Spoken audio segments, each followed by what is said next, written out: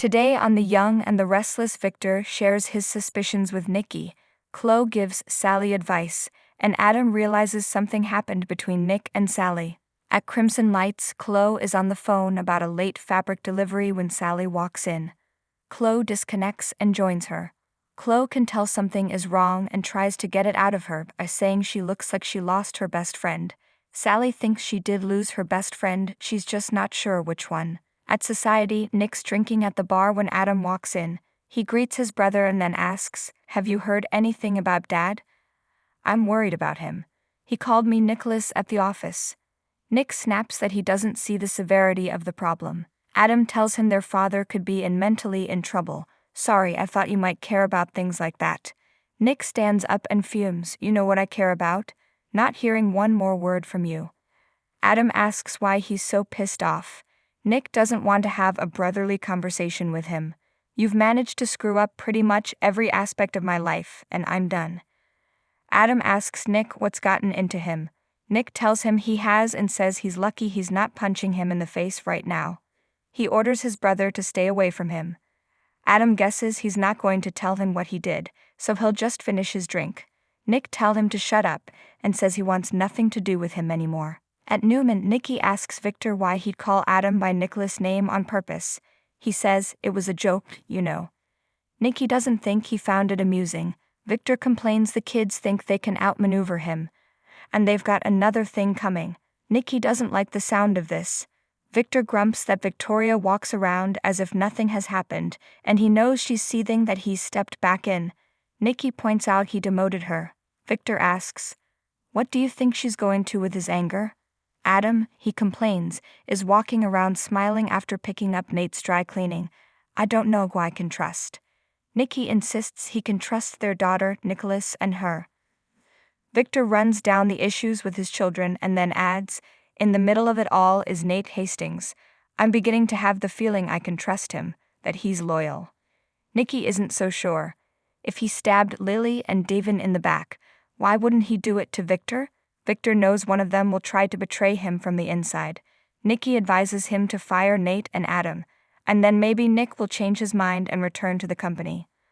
Unless, of course, you've decided you can't trust him either. Am I on your watch list as well? Victor trusts her implicitly. Nikki asks, "But not our daughter." This time, she thinks he's off the mark. Victor has always watched his back and tells her there's nothing for her to worry about. He'll be watching them all very carefully from now on. He deeply hopes Victoria won't be the one to plunge the knife into his back. Nikki doesn't understand what's happening to him. Victor has reason to believe someone is out to stab him in the back, and his suspicions have always been justified in the past. He doesn't trust them. They are all interested in getting a hold of this empire. As long as he lives, no one will take over. At the coffee house, Sally balks at the idea of unloading her drama on Chloe and warns, "You're not going to like what you're going to hear." She tells her, "Adam kissed me." She explains how it happened after their dinner together. Chloe snarks, "That's Adam, never a missed opportunity." Sally hasn't been able to think straight since then. Chloe asks, "What about Nick?" Sally says she blew it. She felt guilty and confessed, and he didn't take it well. Sally thought she was in love with him, but it took her so long to say it. When she did, he had a hard time believing it. Chloe asks her to stop being hard on herself. She's sure Nick will come around. Sally's not so sure. "He thinks I still have unresolved feelings for Adam. It doesn't matter what she feels because Nick doesn't trust her anymore, and now I don't know if I trust myself." Terrified Israeli family is being held by Hamas terrorists. Nick sits on a park bench, fuming, and Adam walks up. Nick gawps, "What are you doing?" Adam wants to know if this is still about him kissing Sally. He's apologized. Nick rants about him not being able to control himself and turns to walk away. Adam grabs him and they nearly come to blows. Adam promises to keep his distance from now on. Nick tells him he's a disgrace. As he leaves, Victoria appears. Victoria's not surprised to see her brothers going at it. Adam says Nick's out of control, but in this case it's not totally unwarranted. Victoria's not interested in refereeing and suspects that Nick's not buying his turnaround any more than she is. Adam says his issue with Nick is personal. Victoria apologizes for jumping to conclusions. Adam's thrown by her saying she's sorry. At the coffee house, Chloe tells Sally she simply has to go to Nick and convince him she's sincere. Sally asks, "What if Nick is right? What if I can't love him the way he needs me to?" Chloe reminds her she said she loves Nick and Adam is in the rearview mirror. She just has to prove it to Nick. Sally recalls loving two boys in grade school. "I knew I loved them both. As a grown-up, you're supposed to know your heart." Chloe advises her to listen to her heart. "I know what it's going to tell you, it's Nick." Sally asks, "What if it tells me something completely different?" Nick bellies up to the bar at the club and thinks about Sally. He recalls both the beginning and the end of their relationship. Nick next flashes to warning Adam to stay away from Sally and his brother apologizing. He recalls defending Sally to his father, who warned him if he chose that woman over his family, he would live to regret it. In the park, Victoria tells Adam she told their father she'd give him a chance, hence the apology. Nate has convinced her that she should consider his accomplishments before writing him off. Adam asks if she's noticed anything odd about their father. She asks if he's noticed something. Adam says he called him Nicholas and didn't even know he did it. Normally, he owns every move he makes. Victoria says, "You're not wrong." Adam marvels. An apology and an acknowledgement in one day. Once alone, Victoria pulls out her phone and calls Nick, wanting to meet. At Newman, Nikki hates when Victor shuts her out, thinking he's doing it for her own good. Victor needs her to be patient. Eventually, he'll tell her everything.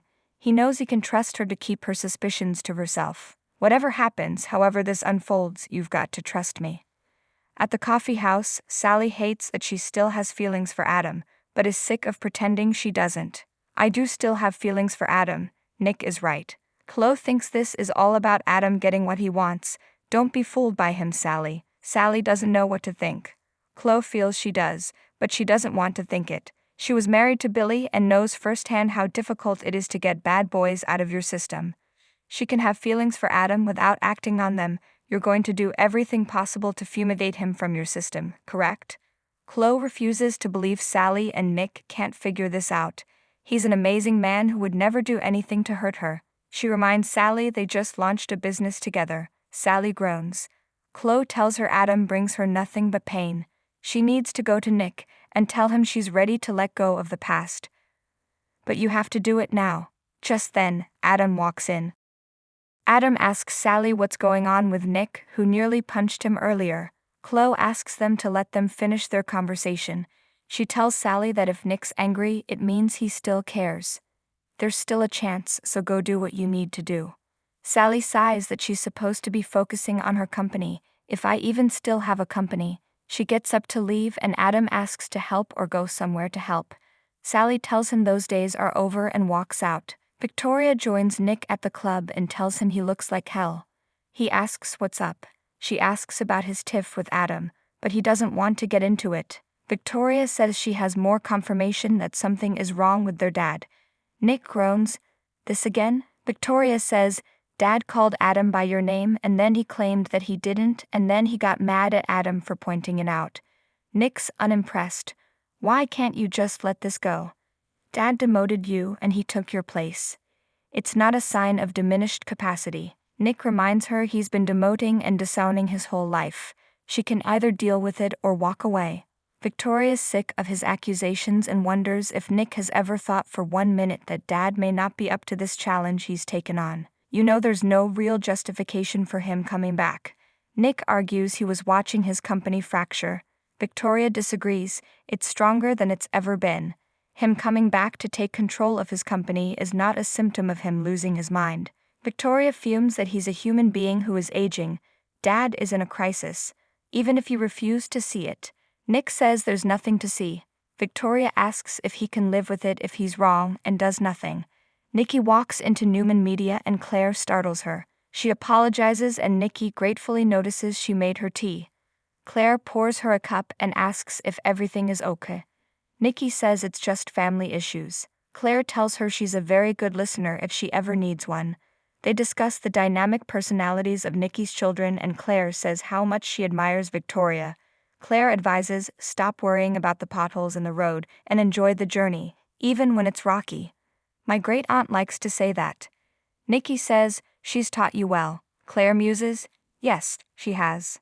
At Crimson Lights, Chloe tells Adam she's sick of watching him ruin people's lives.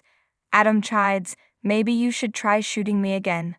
Chloe sniffs, too busy, and leaves. Sharon appears and asks Adam, oh, for God's sake. What have you done now? Sharon hopes that was not about Sally. Adam asks why it's so insane that he wants a future with her. Sharon says, because she's with Nick. She warns him he has to leave it alone. Adam says something has happened with Nick and Sally.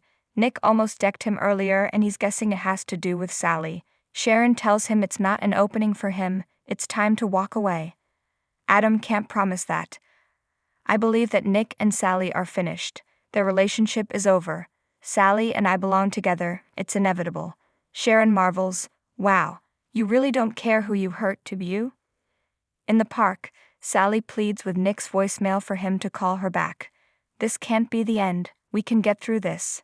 At the ranch, Nick is taking out his frustrations on the punching bag when Victor comes in. Son, talk to me. At Newman, Victoria walks into the big office and looks at Victor's portrait. She sits in the CEO chair and looks at the portrait again, as well as a framed photo of her and her dad. She walks over and picks it up and then smashes it on the floor.